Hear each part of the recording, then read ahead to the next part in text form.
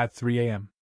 The city sings fluorescent, pallet jacks clack, freezers hum, and one exhausted guy, me, whistles into a carton of eggs. Nights I stocked a 24-hour grocery. Mornings I flipped pancakes at a diner. I showered in silence so I wouldn't wake anyone, left cash on the table, and wore a hoodie that smelled like syrup and bleach. My family called it helping out. I called it rent, light, heat, Mia's school shoes, and whatever my half-brother Nolan's latest business idea needed. Mom texted hearts at 5 a.m. Dad grunted and changed the channel. The rhythm was simple. I worked, they didn't ask how, and the lights stayed on. 2 weeks before everything cracked, I came home after a double to find red envelopes bulldozing the fruit bowl. Final notice in all caps, like the mail was yelling because Dad wouldn't. I paid what I could, slept at noon, and dreamed of alarms because my brain thought resting was a fire hazard. The more quietly I kept us afloat, the louder Dad got about real men and real jobs. By Sunday dinner, me in flour-dusted sneakers, he was 3 beers into a lecture about pride. You know, he said, stabbing the air with a fork like it owed him money. Some sons make their parents proud. They go to college, get careers. They don't come home at dawn smelling like whatever that is. Maple and survival, I said. Sarcasm is a love language in our house. Mia snorted into her milk. Mom gave me the look that meant not tonight. Nolan was too busy typing strategy in notes to notice fireworks over the casserole. Dad leaned back like he was delivering weather. You've never made us proud. Flat. Final. It didn't sting the way he wanted. Maybe I was too tired. Maybe night shifts build a callus where other people keep their approval meter. I stared at the ceiling and pictured a map out. Okay, I said. Not a challenge, not tears. Just a small okay that felt like slipping out of a sweater that never fit. Mom blinked. Nolan looked up like someone had unplugged him. Mia squeezed my hand under the table. I cleared my plate, washed it, dried it, put it back, and went to my room. The room I'd painted 2 different blues because the clearance rack said they matched. I took the diner duffel and packed what actually belonged to me, 2 work shirts, the hoodie, the photo strip of me and Mia making fish faces, and a notebook full of tips I never counted. Dan knocked once and opened before I could answer. Our favorite boundary game. Where do you think you're going? To make someone proud, I said, zipping the bag. He scoffed.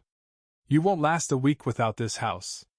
Funny, I said, glancing at the crooked thermostat I'd installed. This house hasn't lasted a week without me in years. Mom met me at the door, eyes wet but mouth sipped. She pressed a leftover container into my hands. Text me when you get there, she whispered. I'll text Mia, I said. And I'll send you the recipe. Code for I'll survive. Outside, the air tasted like a new paragraph. I didn't have a plan, just a friend named Marco with a couch, a calendar full of night shifts, and a decision that felt like flipping the closed sign on a diner you don't own. On the bus across town, my phone buzzed with Nolan. Bro, you can't leave right now, Dad's being dramatic LOL. Also, can you spot me $80 till Friday?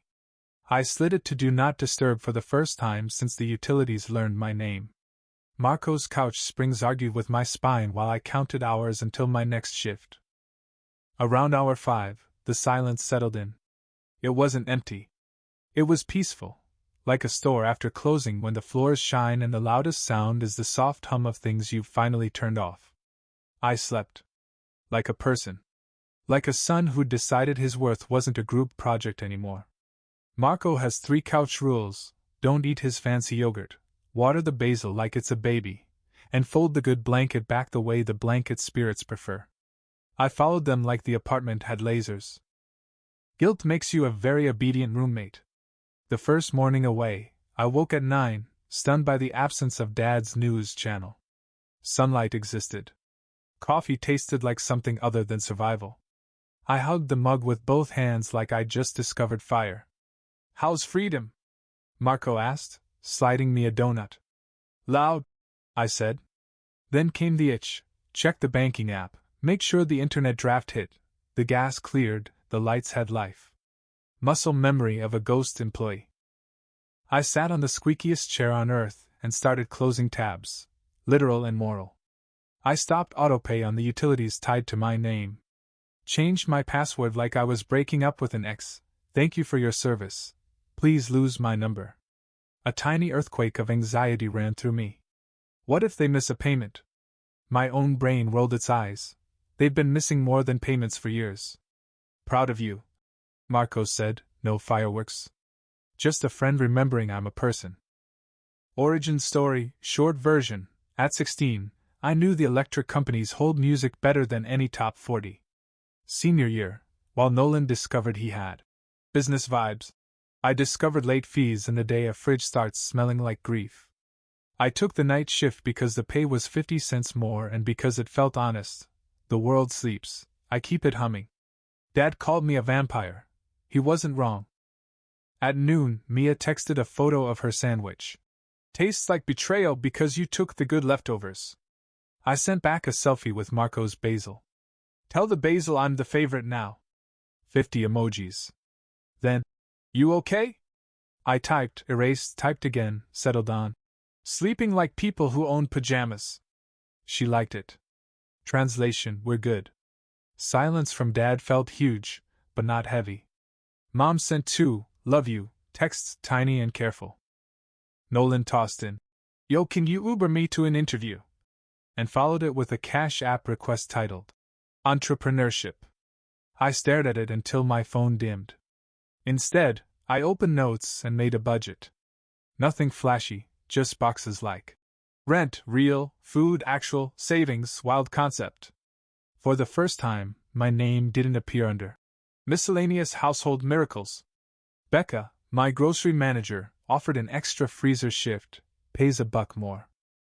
I said yes, then surprised myself by adding, I'd like to train for lead. My thumb hovered. Send. The message was left like a paper plane. It felt brave, or at least like I wanted my dignity to have a name tag. To celebrate, I cleaned Marco's kitchen. There's nothing like decrumbing someone else's toaster to prove control exists. Marco came home, sniffed lemon cleaner, and pressed a hand to his chest. You did the floors? Marry me. Fold your own blanket, I said, and we laughed like people not carrying buckets of old rain. At the diner that night, a regular named Doris slid me a church bulletin with a coupon for career counseling. Which is a very Doris sentence. You're smart, she said. Sometimes smart is just tired. I folded it next to my budget and didn't make a joke. It was the first time in a while I let someone picture more for me than breathing and paying. On the bus back, the city lights poked holes through the dark. I thought about pride, the real kind, not the scoreboard at my dad's table. Maybe it's quieter than applause. Maybe it's a full fridge, a basil plant that keeps living, a boundary you don't apologize for. My phone vibrated. Unknown caller. I watched it dance, felt the old panic tap my shoulder, and didn't answer. If it was urgent, they could text. If it was nothing, they'd try again. I opened the window, let the night breathe with me, and decided the only emergency I'd respond to tonight was my own. By day 3, I woke at 7 like someone had dialed my chest down from emergency generator to mostly human. Progress looks like sunlight you actually see. I took Doris's coupon to the community center and met a counselor named Maribel. She read my resume, tapped her pen. You left off the part where you kept a household from falling into the ocean. Then she translated my life into job verbs, negotiated payment plans, coordinated logistics, managed inventory, trained new hires. You're not unskilled, she said. You're undocumented, by yourself. I left with a resume that made me look suspiciously competent, and a list of postings that didn't pay in diner coffee. Becca texted a schedule with lead trainee? Scribbled like a dare. I said yes before the imposter in my head could ask for a manager. At Marco's, I watered the basil like it had hopes. Mia replied to the photo with laughing emojis and a shot of Dad asleep under a number 1 grandpa blanket even though no one has a kid. House is quiet, she added. Weird. Weird didn't last. That evening, Mom group texted. Anyone else's Wi-Fi being weird? Nolan. Same. Dad. Told them last week it was glitching. A minute later, Mom sent a screenshot. Your autopay has been cancelled. Update payment method. My stomach flipped. Then the reasonable part of my brain sat me down. You removed your card. That wasn't sabotage. That was surgery. I texted Mom privately. I took my card off the accounts with my name. You'll need to set up your own. 3 dots. Vanished. 3 dots. Okay. She wrote. We'll figure it out. Nolan tried a different channel. Bro, you're being dramatic. You know Dad doesn't do online stuff. Just this month, then I'll handle it next time FR. He added a cash request labeled Bridge Financing. I let it expire. Saying no is easier when the app does it for you. At the store, Becca walked me through lead duties. You already do half of this, she said. Difference is, now you'll get paid and you can change the playlist. I blacklisted the Whistle remix that breaks souls at 3 a.m. Small power, big joy. I slept in a bed. Not a couch, a bed in Marco's spare room because his cousin moved.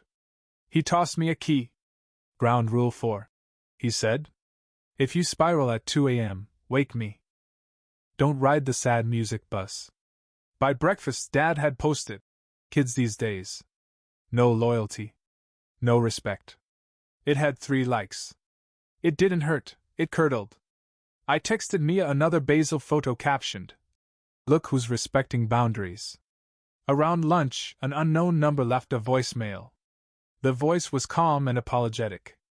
Hi, this is Ms. Langley from Maple Ridge Properties. I'm trying to reach Daniel. Our records show he's the contact on the lease at 14 Brookview, and I wanted to follow up about this month's rent.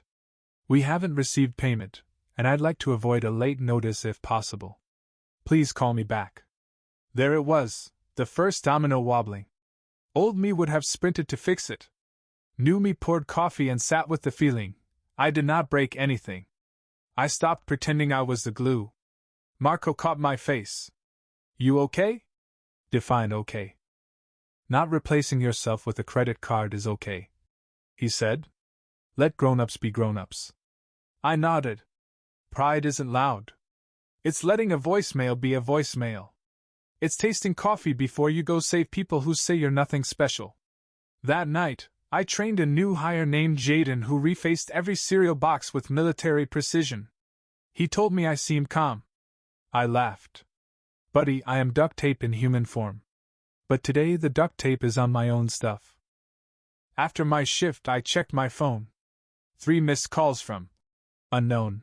1 from Mom, and a text from me. Heads up. Dad told the landlord you always take care of it. She said he doesn't live here. It was awkward. I added awkward to the things my family had finally felt in my absence, set the phone face down, and slept without dreaming of hold music. 2 days after Ms. Langley's voicemail, I could tell the calendar from the way Mom texted. Do you know when rent is due? No hello? Not even punctuation at the end, like if she skipped the period the bill might skip us. The first, I wrote. Like every month for the last forever. She replied. Right. Then, your father says you changed the passwords. I took my card off the accounts in my name. I sent. Passwords are still whatever Nolan made when Hustle 2020 turned him into a CEO. Please don't be cruel. She wrote. Mom, speak for don't joke when I'm scared. I drafted 6 replies, deleted them, and finally sent. I'm not paying rent for a house I don't live in. My thumb shook, but the message stayed sent. At the store, Becca slapped a sticky note on my vest, lead trainee. Jaden whistled like I'd scored concert tickets. Does this mean you can ban the yogurt jingle? It means I can turn it down so fewer souls suffer, I said, and we celebrated with backroom donuts and the idea of a future not decided at Dad's table. On break, I called MS. Langley. Let's remove you as point of contact then, she said, efficient kindness. And for clarity, the autopay tied to your name is off, so they'll need their own. Exactly, I said. I'll send the notice and a list of resources, she added. I prefer solutions. So do I almost said. But mine don't set me on fire anymore. Mom called that night. The ring was urgent, like 2007 insisting phones fix feelings. I picked up. Hi, sweetie. Soft voice, then a sharpened one. Your father is not handling this well. I figured, I said. He says you're punishing us. A beat. Are you? The old script tried to load, the one where I explained the math of my exhaustion. I closed it. I'm taking care of me. Long exhale. Your sister needs the stable. We all do. Stability isn't silence, I said. I can help you budget. I cannot keep paying. I don't want your spreadsheets. She snapped, then softer. I want my family back at the same table.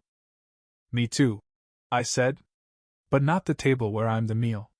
By Friday, the landlord's notice arrived. Mia sent a photo of the envelope and then one of the fridge smothered in magnets to block the view.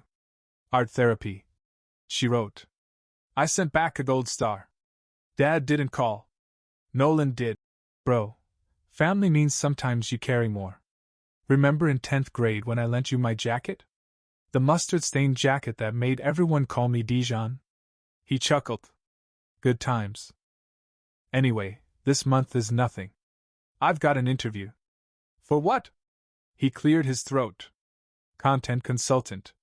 So not a job. Okay, hater. Just wire the rent and I'll Venmo you Friday. Nolan, I said. The only thing I'm wiring is a meat thermometer at the diner. You're gonna feel stupid when I blow up. He said.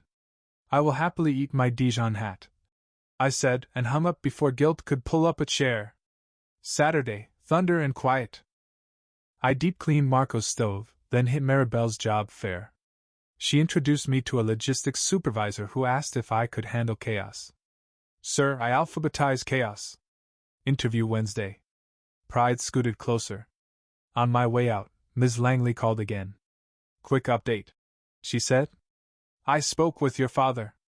He mentioned you usually handle things. I used to, I said. I told him you don't anymore, she replied, gentle steel. There's a 5-day grace period, after that late notice. I'd like to avoid it. Me too, I said. I meant all of it, the fee, the drama, the version of me who can't let consequences breathe. That night at the diner, Doris clinked her mug with mine. To promotions, she said, and to boundaries that save your life. She tipped quarters and a peppermint. Very Doris. I set my phone face down, D&D on. The calendar would do what calendars do. My job, finally, was not to jump in front of it like a traffic cone in sneakers. Tomorrow was the first. 56 notifications is how a calendar slaps you. The first. Group chat in flames. Mia. Breaking. Dad discovered due dates are real. Plus a selfie holding the rent notice like a wanted poster. I named Marco's Basil. Kevin. Watered him, brewed coffee so strong it needed a permit, and answered. Unknown caller. Daniel. Dad said, voice set to lecture. You're going to fix this or what? Good morning to you, too. Your mother's upset. The landlord lady's being dramatic. By asking for rent? You love being clever. Be a man and pay it one last time. There it was, be a man, our family's credit card slogan. I've already paid one last time for about 3 years. I said, counting to 5 like Maribel taught me. I'll help set a budget and call Ms. Langley with you at noon. But I'm not transferring money. He snorted. We need cash, not your little spreadsheets. They're medium-sized. And they keep refrigerators alive. Family means stepping up. Family also means growing up. I said. I'll sit at the table to plan. I won't be the table. If we get evicted, that's on you. It's on the name on the lease. I said, hands shaking because true things feel illegal at first. Sell Nolan's sneaker museum. Or, wild idea, he gets a job. Your brother is networking. In pajamas? Click. Tradition, hang up on the truth. An hour later Ms. Langley called, efficient sunlight. Courtesy reminder we haven't received rent. There's still time to avoid a late fee if it's paid today. Thanks for being clear. I said, grateful clarity didn't require apologies. At the store, Becca handed me a lead trainee cheat sheet like a tiny knighting ceremony. Jaden celebrated by aligning soup cans until the aisle looked like a museum called Tomato. Pride isn't loud, it hums behind you while you face the beans. At lunch I called Mom. Don't start, she whispered. Your father isn't himself. He sounds exactly like himself, I said gently. I'll help you two sit with the numbers. After my shift, 8 o'clock. But I'm not wiring anything. Long pause. I could hear the hallway clock through the phone. We don't know how, she said. Your father always said he had it. He had me. Different thing. Could you, just this once, so we don't get the late fee? Mom is my kryptonite. I pressed the cool mug to my forehead. I could, I said, but I won't. I love you. See you at 8 with a notebook and a cheap calculator. By 4, Nolan texted. Where you at with that rent? Then a photo of a $22 sushi roll captioned, networking lunch. I stared at the 2 light bulbs he'd eaten. 5 o'clock, Mia live report, Dad pacing, Mom Googling. Grace period meaning. Nolan claiming his bank app is down. Globally. She added, preheating the oven so the late fee can bake. At the diner, Doris slid me a sticky bun. You look like a man who told a boundary the truth. Trying, I said. 9 p.m. Another unknown call. I stepped into the alley where the grease trap hums like a sleepy dragon. Dad, panic key? If it's not in by midnight, there's a fee. Do you hear me? Midnight. I hear you. Then do something. I did, I said. I said no. He inhaled like a storm. You'll regret this. I hope I won't, I said. That would mean you learned it without me on fire. Don't get poetic. Too late. Click. Near midnight, a flurry from Mia. Paid. Mom found a way, called Aunt Lydia and sold 2 of Nolan's shoes. Not pairs. Just shoes. Then, Dad says he doesn't need you. A third. I do. I sent back a photo of Kevin thriving under the under-cabinet light. Me too. Then I clicked off on the neon open sign and listened as quiet settled, heavy then light. Day 1 is not the autopay ended. The sky didn't fall. It simply got dark and promised a morning. At 8 sharp I walked in like a visiting contractor, notebook, cheap calculator, and a promise not to install emotional plumbing for free. The house smelled like stress and cinnamon. Mom bakes when the world tilts. Dad paced. Nolan wore ambition sweats and a hoodie that said rise and grind. Mia slid me a clicky pen like we were signing a peace treaty. This is unnecessary, Dad declared. We've always found a way. Your way has been Daniel, Mia said. I Saturday. Rent first. Then utilities. Then food. Then everything that only pretends to be essential. I wrote numbers, not judgments. The room went quiet in that special way a room does when True sits down and the furniture holds. Mom hovered, half proud, half braced. How did you keep all this straight? I stayed up, I said. A little notebook. A lot of hold music. Nolan lounged like a comma. Quick fix, we just need a loan while my brand ramps. What brand? Mia asked. It's stealth, he said. I'm incubating. Like eggs, I said. But with hashtags. You don't get it. I do, I said. I just don't sponsor it. Dad pointed at my notebook. If you'd step up like family. I stepped up for years, I said. Today I'm sitting down with a calculator. Ms. Langley called, speakerphone. Hi everyone. We received partial rent, thank you. Remaining balance is due Friday to avoid the fee. I've emailed budgeting resources. Handled, Dad said. Partially, she replied. The lease lists 2 adults. Both are responsible. A muscle jumped in Dad's jaw. Friday is real, she finished. I'd like to help you meet it. I covered the numbers with my palm. I'll structure, not subsidize. I told the room.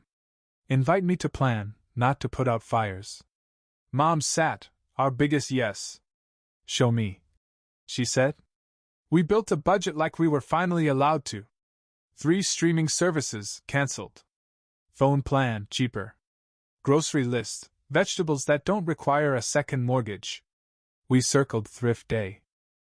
We wrote, Nolan, income? And left the line blank on purpose. Sell sneakers, I added. Dad nearly short-circuited. Mom did a tiny, glorious rebellion. You don't even wear half of them, she said. Your feet aren't an investment portfolio. Mia bumped my shoulder and whispered, proud of you. Funny how different that sentence sounds when it's not currency. It landed soft and warm. After 2 hours, we had something that could work, if everyone did too. Dad eyed the plan like it had dented his truck. I'm not living like a pauper. You're living like a person with bills, I said. Weird at first. Then less weird. I'm the father, he tried. And I'm your son, I said. Not your safety net. I stood. I love you. I'm not moving back, and I'm not paying your rent. If I'm at this table, it's the plan. Mom hugged me, cinnamon and apology in her voice. Nolan took a final swing. If you bought me a camera, I could start a channel and... Good night, Casey Neistat, I said. Mia almost choked laughing. Outside felt like new pencils and lined paper. I texted Marco. Didn't set myself on fire.